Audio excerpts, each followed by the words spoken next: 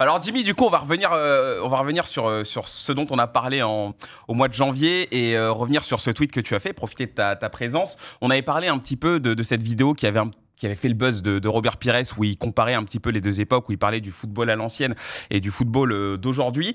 Toi, tu avais fait ce tweet, tu avais mis tellement hâte d'évoquer ce sujet.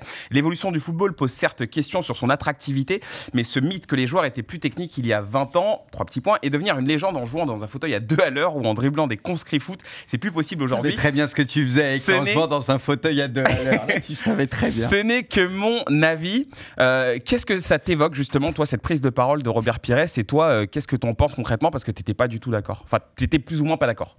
Bon, déjà, le sujet est hyper intéressant et c'est vrai que voilà, c'est un truc qui revient souvent, tous les ans, etc. Mais après, quand il y a des experts comme Robert Pires, c'est évidemment que le football est moins attractif aujourd'hui. Je trouve qu'il y a pas mal de choses comme ça qui posent question. J'avais vu Bruce, par exemple, on en parlait sur la liste du Ballon d'Or. Okay. Mais je trouve qu'avec les années, il y a pas mal de choses qui faussent le débat. Donc, la tactique, le niveau d'intensité qu'il y a, qui stéréotype le jeu de manière générale.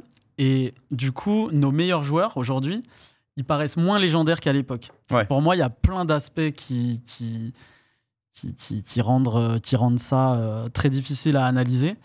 Et du coup, on ne peut pas juste dire que certains joueurs à l'époque, pareil, bon, là, comme je l'évoquais là, pareil, comparer le foot en parlant des top 10 ever, c'est pas possible. Et le jeu, pour moi, de la moyenne du niveau technique dans le foot, elle a drastiquement évolué. Okay.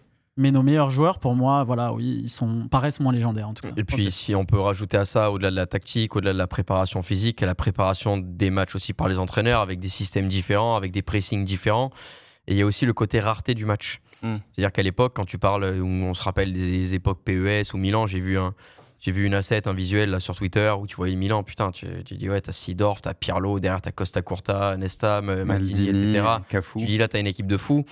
Mais le fait que ce soit des équipes qu'on voyait beaucoup moins, maintenant, t'allumes la télé, que tu sois sur du piratage ou en payant des chaînes, tu peux regarder le Real. Tu peux regarder. Préciser piratage. Non, mais je sais pas pourquoi. Parce qu'il y en a beaucoup aujourd'hui, il faut pas se mentir. Mais si tu as envie de regarder la France, l'Italie, l'Espagne, bon, l'Italie c'est un peu plus compliqué, mais l'Angleterre, l'Italie, t'as pas IPTV, tu peux pas voir les matchs d'une équipe. Mais ce que je veux dire, c'est qu'aujourd'hui, il y a tout qui est choses. accessible. Donc en fait, les mecs, tu les vois tous les week-ends. Et le fait qu'il y ait plus cette espèce de rarification, ça fait que le joueur, tu deviens plus. Il fait partie de ton quotidien, donc il est moins légendaire, moins historique.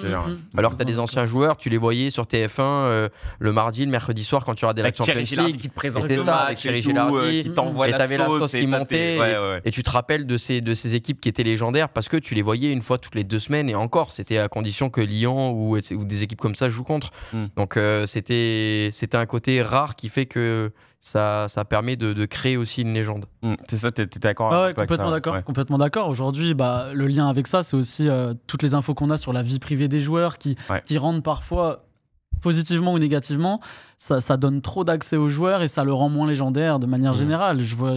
Quand on regarde, moi je pense beaucoup à la liste du Ballon d'Or, c'est vrai que c'est évident que tu te dis putain, mais à l'époque, les mecs, j'en parlais tout à l'heure, je dis un gars comme Pavel Nedved, je pense qu'il y a énormément de mecs qui ont pas vu 2 matchs entiers de Pavel Nedved. Après, ça dépend des générations. Oui, bien sûr. Je parle les gens ma génération des générations et il y en a, ils n'ont pas vu. Je suis exactement, qui ont vu très peu de matchs, mais même de manière générale, sans avoir vu peu de matchs, tu vas te dire, oh putain, mais quel nom, tu sais, les Cafu, les mecs comme ça. Mais moi, j'ai jamais vu 4 matchs de suite de Cafu, par exemple. Et je vais te dire, bah putain, meilleur latéral de l'histoire, etc. Ça fait son avis sur YouTube. On leur demandait pas du tout les mêmes choses tactiquement. À l'époque, un latéral, ça débordait pas. Donc, si un top latéral de l'époque, on lui demande de faire les allers-retours autant qu'aujourd'hui. Est-ce que sa technique, elle ressort autant? Il y a plein de trucs comme ça qui, pour moi, c'est pas comparable. En tout cas. C'est compliqué. Bruce, toi, du coup, tu étais plutôt d'accord avec Robert Pires, toi? Non, mais on en a parlé un peu avant. Moi, j'entends certains arguments parce que, encore une fois, on peut comparer les joueurs d'avant en se disant maintenant, il sera à la rue, mais les joueurs de maintenant avec la préparation des mecs d'avant, ça aurait pas été la même histoire. Et mais ceux d'avant avec la préparation de maintenant, il y en a, ils auraient été encore plus forts et d'autres moins forts, entre guillemets. C'est pour ça qu'à chaque fois, on compare par rapport à notre vécu. Bon, nous, avec Braque, on a un certain âge. Voilà, je pense qu'on est d'accord là-dessus. C'est vrai que ça nous faisait plus rêver. Et peut-être ce que tu disais, c'est en partie vrai. Même Kanto, le fait de la rareté, dès qu'il y avait des matchs, des gros matchs avec des champions. Pas votre âge, moi. Non, j'ai dit Non, il même parle de ce que t'as dit. Si tu m'écoutais parler. Quand tu parlais de la rareté. Non, je disais la rareté des matchs. C'était la piste aux étoiles parce qu'on voyait moins les matchs. Maintenant, il y a 15 matchs par jour. C'est vrai que c'est une folie, ça, c'est vrai.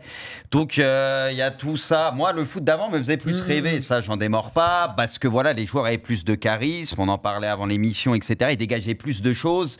Et c'est vrai que là, tu le vois aussi, il y a certains postes, certains profils de joueurs, je trouve, qui sont un peu plus durs à trouver. Une petite question après, ouais. 2 minutes. Est-ce qu'il n'y a pas un côté business aussi qui rentre là-dedans? Le fait que les joueurs à l'époque, on parlait pas de contrat, pas de salaire, pas de prime, pas de tout ça.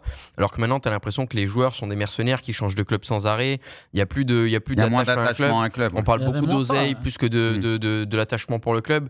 Alors qu'à l'époque, moi, tu me parles de Pirlo, putain, c'est le mec, ça lui déchire le cœur de partir de son club. Et puis derrière. Il a fait 3 clubs en Italie, mais. Oui, mais.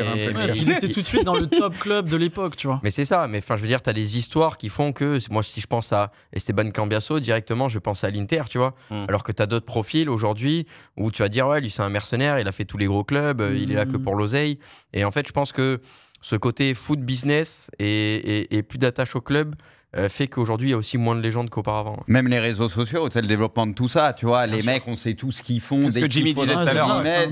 C'est vrai que ça casse un peu le truc, on était moins au courant avant. Sur ça, je suis d'accord, mais par exemple, moi, je disais sur certains postes aujourd'hui, j'ai l'impression que le poste le plus compliqué à trouver, c'est des cross-bis, entre guillemets. Tu vois beaucoup de clubs qui sont en galère avec ces milieux relayeurs, un peu ces mecs qui peuvent organiser le jeu, qui gèrent le tempo.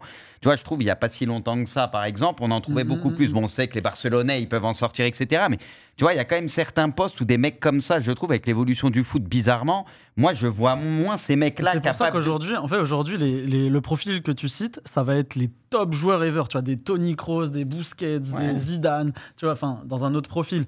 Mais en fait, aujourd'hui, je trouve le débat parallèle à ça, c'est l'attractivité du foot, tu vois, parce qu'on va toujours en parler. Tout ce que vous avez cité fait qu'aujourd'hui, on s'attache moins pour les supporters. Bah là, t'aimes Cherki, tu sais que dans 2 ans, il est pas chez toi. Bah oui, tu t'aimes Barcola à Lyon, dans 2 ans, il est pas chez toi. Machin. Donc, au bout d'un moment, t'es supporter. Quand t'es supporter, tu t'attaches un joueur. On s'est tous acheté. Moi, vous me disiez tout à l'heure Ronaldinho. Bah, je me suis attaché au Barça pour Ronaldinho. Quand 2 ans après, il est plus derrière. Si ton équipe, elle est un peu fébrile et tout, bah, tu perds de passion, tu perds de plein de choses. Et le vrai débat, je trouve que l'évolution du foot, c'est-à-dire, comme je l'avais dit dans un second tweet, c'est que si on met un Pep Guardiola 5.0 aujourd'hui, l'évolution du foot, donc c'est-à-dire si on faisait une tactique et un football parfait aujourd'hui, bah, le ballon irait vite, il y aurait moins ces joueurs d'instinct qui nous font vibrer. Carrément. Et c'est pour ça qu'aujourd'hui, les profils des mecs sont un peu plus stéréotypés. C'est que ça met pas en avant ce genre de profil à l'ancienne. Il rentre dans des moules, en fait. Moi, je trouve que Guardiola, justement, il entretient quand même ce truc-là, même si là, bon, en ce moment, ça se passe pas très bien. Mais lui, tu vois les profils, Guardiola, non, mais je veux dire, les créatifs. Oui, mais non, lui, c'est des joueurs qui correspondent à ce qu'il veut faire. Oui, mais c'est l'école Barça. T'as pas besoin d'être ultra physique, ce que tu veux. L'important, c'est des joueurs techniques. Il y a 2 choses qu'il faut noter avec Guardiola. La première, c'est que je suis d'accord avec toi par rapport au côté joueur avec des spécificités assez rares. D'accord. Mais par contre, Guardiola, il est en train de se mettre dans le moule, à créer ses sorties de ballon, ses équipes qui veulent garder la possession sans arrêt, et on tombe de plus en plus dans un football où on s'emmerde. Moi, j'ai commenté Monaco ce week-end, la première mi-temps de Monaco, ils ont 70% de possession, mais on se fait chier, ils font tourner, on s'emmerde. Parce que les équipes veulent tout faire ça en pensant qu'ils ont Iniesta, Busquets. Bien sûr, mais ce que je veux dire, c'est qu'aujourd'hui, c'est le football. Le football, c'est cette philosophie de Guardiola, garder le ballon, on se fait chier avec cette philosophie-là. Comme avec le Barça dans les années 2010, la réponse à ça aussi, à un moment, tu vois, c'était Mourinho-Inter. Tu fais ton bloc bas. Exactement. Et du coup, il faut répondre à ça parce que Guardiola. Mais à Barcelone, tu avais des génies capables de faire des différences. Mais ça, c'est pareil, ça tue l'attractivité parce que la manière optimale de déjouer ces blocs-là, c'est d'emmener l'équipe de droite à gauche pendant 80 minutes, mais c'est pas attractif, ça fait pas plaisir au téléspectateur. Mais la faute à qui? À celui qui met son bloc à 10 mètres des buts ou à celui qui. Moi, je pense parce que ça, c'est les deux blocs qui s'opposent. Si les deux équipes mettent leur bloc à 10 mètres, on n'a pas de match et c'est pas plus intéressant. L'un est la conséquence de l'autre quand même. Non, d'accord, mais moi je pense que la réponse à l'autre. Si ton niveau technique de tout, avec la concurrence qu'il y a dans le football, l'évolution, toutes les évolutions qu'il y a, si ton niveau technique il augmente de fou. La différence entre tes top joueurs et le niveau moyen, il est trop peu différent pour qu'il y ait des voir les différences. Vinicius dans les années 90. Oui, mais, mais tout seul. Mais parce que tu penses, tu vois, pour moi, c'est biaisé, c'est que tu penses au Vini là, avec la préparation de là, contre des mecs qui n'étaient pas aussi évolués. Et Jimmy Cavo dans les années 90. Vini, voilà, oui, on est d'accord. Dans les années 90 que tu verrais pas là. Ouais, mais et vice versa, les mecs d'avant avec la préparation de là, tu vois ce que je veux dire. Il y a des mecs, je pense, ça aurait été intemporel, ils auraient été encore meilleurs entre guillemets. R9, tu le mets dans n'importe quelle période, mais là, mais R9, il aurait déglingué tout le monde. Bien sûr, mais très blessé déjà à l'époque. Comment il aurait géré l'intensité d'aujourd'hui?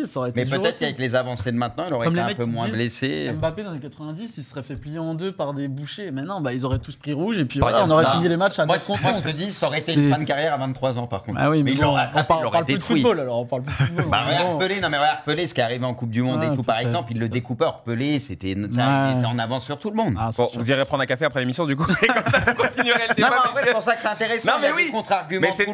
C'est pour ça qu'on voulait en reparler parce qu'avec Jimmy, c'est bien d'avoir aussi. Nous, on est un peu plus vieux, donc forcément, voilà, et ainsi de suite. Comme ça. Je suis vraiment d'accord. Mon tweet, il est évidemment provocateur. Moi, j'ai juré devant Zidane, Ronaldinho, ces mecs-là, je les ai cités. Ronaldinho, il m'a fait kiffer le foot. Et évidemment, c'était provocateur sur le thème. Et tu verras dans 15 ans, tu te diras Messi, il mettrait à l'amende tout le monde maintenant ou dans 20 ans, malgré l'évolution du foot. Tout ça pour clôturer le débat. On finit vieux con. Tout ça pour clôturer le débat avec Messi. Alors, juste avant de parler du prochain sujet, Quentin, tu voulais dire un dernier truc, c'est ça? Ouais, je voulais te demander la correction de tes lunettes.